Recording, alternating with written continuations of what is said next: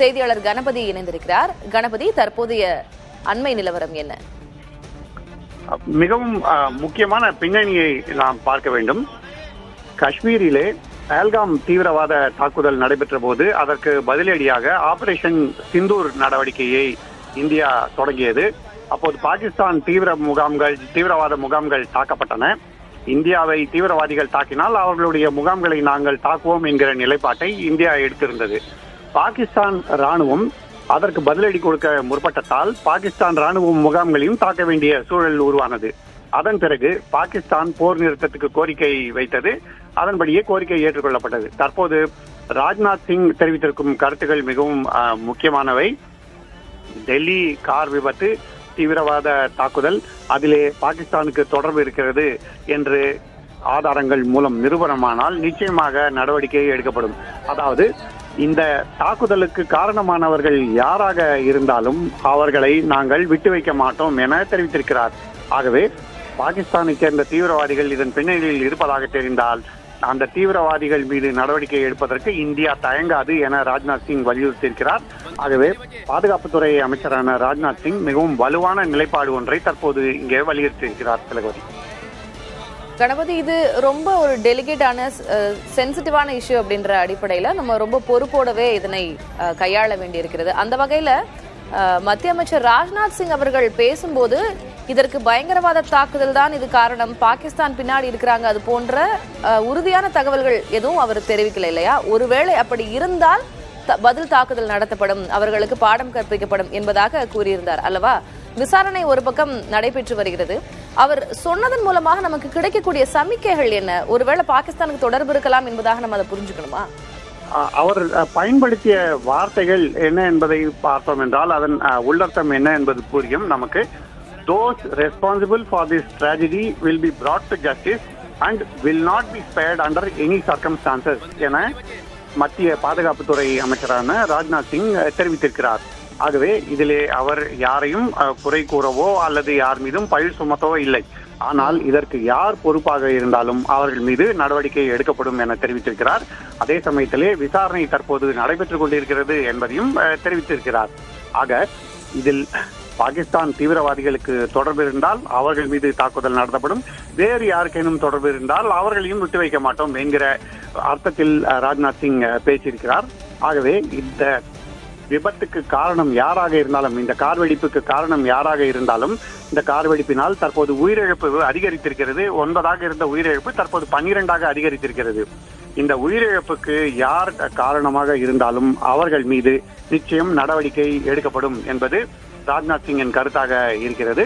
ஆகவே இது மிகவும் முக்கியத்துவம் வாய்ந்ததாக கருதப்படுகிறது. தலைவர் கணபதி, இந்த கார் வெடிப்பு சம்பவத்தில் அலுமினியம் நைட்ரேட் போன்ற வெடிக்கக்கூடிய பொருட்கள், டெட்டனேட்டர்கள் பயன்படுத்தப்பட்டிருக்கலாம் என்பதாக தகவல்களை நம்ம பார்த்துக்கிட்டு இருந்தோம். நாட்டில் அதுவும் தலைநகர்ல, அதுவும் செங்கோட்டைக்கு அருகே இருக்கக்கூடிய ஒரு இடத்துல இந்த மாதிரியான வெடிபொருட்கள் கொண்டு செல்லப்படுவதற்கான வாய்ப்பு எப்படி ஏற்பட்டது? என்ன பாதுகாப்பு குறைபாடு காரணமா, இல்ல காவல்துறையினர், டெல்லி காவல்துறையினர் இது குறித்து என்ன சொல்லியிருந்தாங்க? இன்டெலிஜென்ஸ் குறித்த கேள்வி எல்லாம் எழுந்திருக்கும் அல்லவா? அதற்கு என்ன விளக்கம் வந்திருக்கிறது அவர்கள் தரப்பிடம்?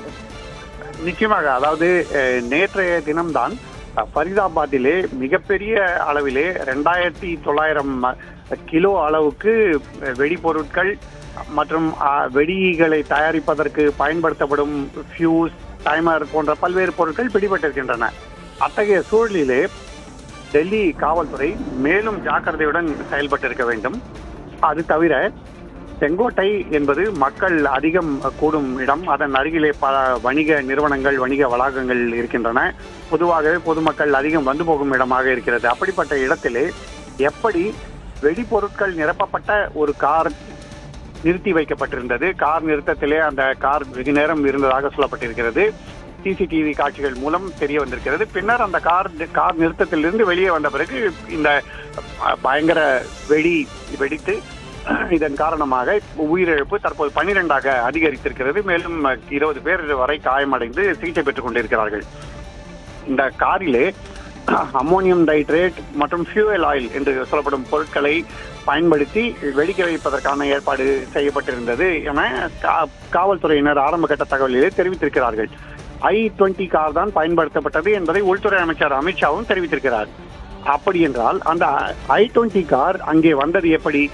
அது ஃபரிதாபாத்தில் இருந்து வந்தது, ஹரியானா எல்லை வழியாக வந்தது என்று சொல்கிறார்கள். அப்போது எல்லையிலே தடுக்கப்படாதது ஏன்? வேறு எந்த இடத்திலும் இந்த வெடிபொருட்கள் பிடிபடாதது ஏன்? ஏன் இப்படிப்பட்ட சம்பவம் நடந்தது என்பது டெல்லி போலீசாரின் குறைபாடாக கருதப்படுகிறது.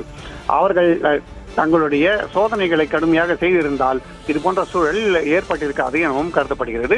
ஆகவே நிச்சயமாக இது ஒரு பாதுகாப்பு குறைபாடுதான். இதற்கு காரணம் யார் என்பதும் விசாரணையின் ஒரு முக்கிய பாகமாக இருக்கும் என கருதப்படுகிறது. திலகவதி, உள்துறை அமைச்சர் அமித்ஷாவினுடைய தலைமையில முக்கிய அதிகாரிகள் பங்கு கொள்ளக்கூடிய ஆலோசனை கூட்டம் இது தொடர்பாக நடைபெற்று வருவதாக அறிகிறோம்.